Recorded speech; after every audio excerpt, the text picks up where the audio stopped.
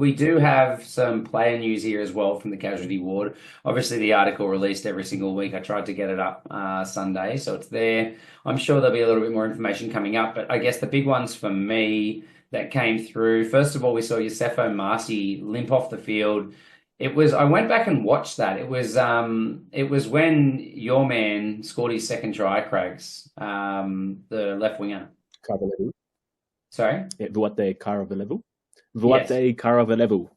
Exactly. So Yeah. Yosefo Marcy stepped in off his right side, made a big tackle on someone, and then kind of stayed down and had both his legs stretched out. It was in the 60th minute. It kind of looked like maybe a cramp or something like that. But then he cut out of camera very quickly. Next thing you see him being helped, limping from the field, and then halfway off, he kind of walked normally again. So I'm not 100% sure if it was a cramp or something else, but he's obviously coming back from a hammy injury as well. So I guess watch this space for that one. We had Tian Takapulu for the Force subbed off when they were just on ice skates in the scrum very late in the piece. So I'm a bit sus that was a fake injury, to be completely honest.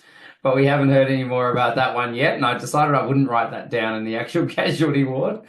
The name's there, just not my suspicions.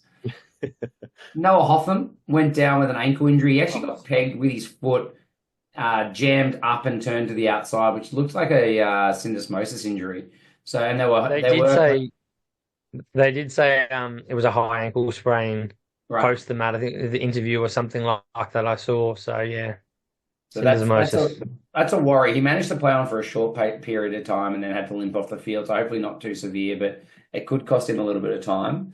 Riley Higgins. I didn't realize this in the initial draft, Kagi. I don't know if you were privy to this because I think you picked up Peter Alonga-Jensen, didn't you? Mm-hmm. I did. He's injured his hand. He broke his hand in two places in the lead-in of the couple of days into round one. He's had to have an operation on it, and they don't have a return date for him yet. So obviously it was a big chance to start at 12 for them, but now out for an extended period of time.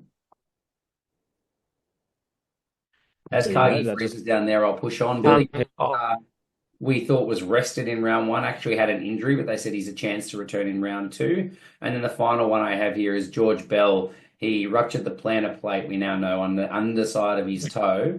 And he is expected to be out for 16 to 20 weeks. He's had an operation there as well. I will touch on, I found out some things about a couple of players. Hoskins, the 2-2, Stephen Perifetta, Lotto Nisi.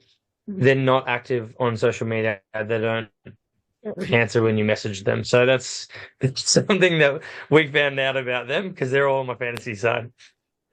If you want to know the type of effort the boys are putting in for the casualty ward, it's Harry Nelson just tagging, these lovely family photos, just tagging, "Hey mate, when will you be back playing?" Truly. No shame whatsoever. Yeah. That's completely accurate. And still no response, funnily enough.